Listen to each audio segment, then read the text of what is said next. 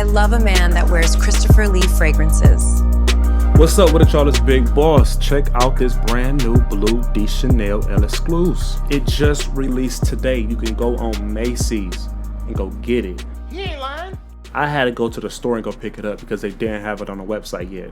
So if you close to a Macy's, call them, ask them if they got it in, and they might got it in. But make sure you ask them if they got El Exclusive, because they might not know what you're talking about. You know how them employees be. They don't be knowing about this stuff. We know. They don't know. But alright, Boss Nation, ain't you excited, bruh? I know you excited. We have been waiting for Bleu de Chanel to release this fragrance for years now. Dior Sauvage Elixir has been out for almost 3 to 4 years. And ever since they dropped this, we was waiting on them. And they finally released it. But if you subscribe to my channel, you probably seen a few months ago, I already kind of hinted that they was coming out with a new Bleu de Chanel. I gave y'all the news about it. So that means if you subscribed, you already tapped in. And I'm doing something different. With this review, I have written down step by step everything I thought about when I was wearing this fragrance for the first time. From when I went to the store to when I came home, I will tell you my whole experience. But before I get into that, here are some discount codes so you can save some money. But alright, let's talk about it.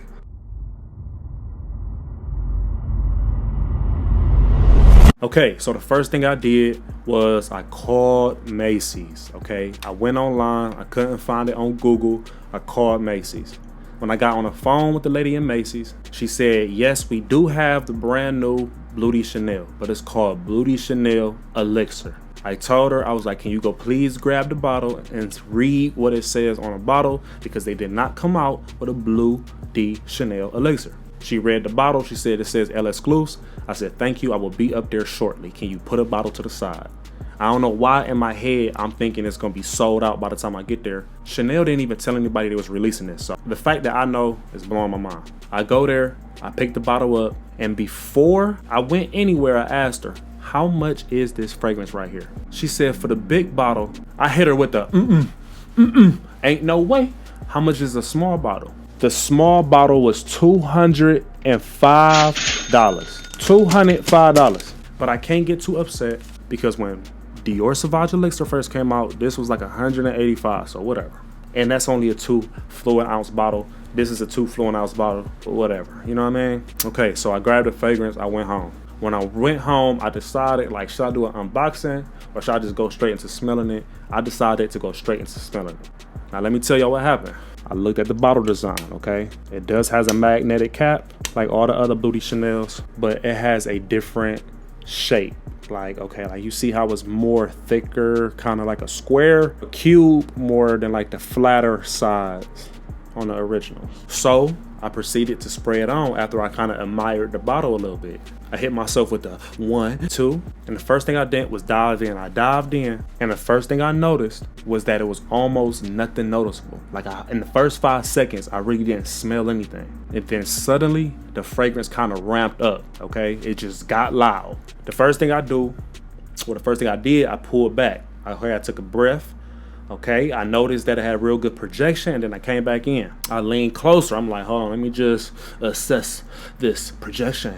I smelt it. I'm like, okay, this is decent. Okay, this is a good fragrance. Then I sat there. I'm like, I need to see how this scent smells, or I need to see what this fragrance reminds me of. So I went back, I smelt it, and I instantly thought, I smelt this before. That's the first thing I thought. I'm like, I smelt this before. I got up, I checked my whole cologne collection. The first thing I thought was Dior Sauvage Eau Forte. The reason why I thought that was because it was giving me like this soapy vibe. You know what I mean? I'm like 7 minutes in, I'm getting like a soapy vibe. So I'm like, okay, let me smell the last soapy fragrance I smelled, which, like I said, was Eau Forte by Dior Sauvage. I smelled the Eau Forte, and I was completely wrong. I smelled my hand some more. I was scanning the collection, trying to figure out what it was. And the second thing I thought to myself was, maybe this smelled like Prada Ocean. I grabbed Prada Ocean, I smelt it, and the first thing I thought was, is this better than El Exclusive? I smelled Prada Ocean a little bit some more. I'm like, uh-oh. And then I smelled El Exclusive again. I realized, nah, I like this one over Prada Ocean. But I'm still searching because I know I smelled Bleu de Chanel El Exclusive somewhere. Like, I know I smelled this. I'm thinking, and then it clicked to me. I'm like, wait a minute. this resembles Bleu de Chanel. I'm tripping. I'm like, why am I tripping? This smells like Bleu de Chanel. Why am I just overthinking it? That's my problem. I was overthinking it. So the first thing I thought was like, let me not jump to conclusions. Let me go over there and smell my favorite Bleu de Chanel cologne, which is Hermaine Amber Oud Blue Edition. I smelled it and I was like, ooh, okay. Because I was trying to see if I could find a clone of it real quick. So I smelled this one because this is the strongest Bleu de Chanel DNA fragrance I got. But no, this still kind of smell like the original Bleu de Chanel, just with a higher concentration. But I still liked it, the Bleu de Chanel LS Clues, better. It was just more darker, more masculine, and more leathery. Now, that's the key component. There wasn't really a leathery vibe in no other Bleu de Chanel. But when I smelled this, I'm like, is that leather? And the reason why I knew exactly it was leather was because I was smelling Armani Cold Elixir and they put some leather in there, and I kind of already had the leather like in my brain. So when I smelled this, I was like, they added leather to Bleu de Chanel Parfum. So that's what happened.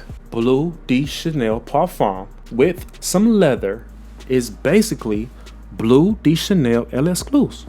Okay?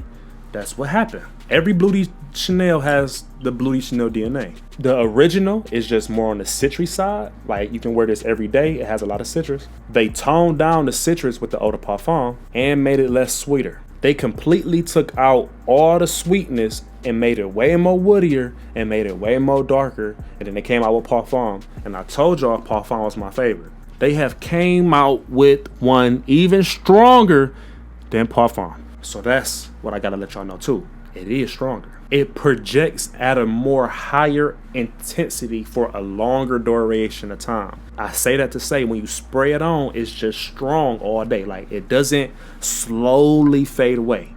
It's just, you spray it and it's just there.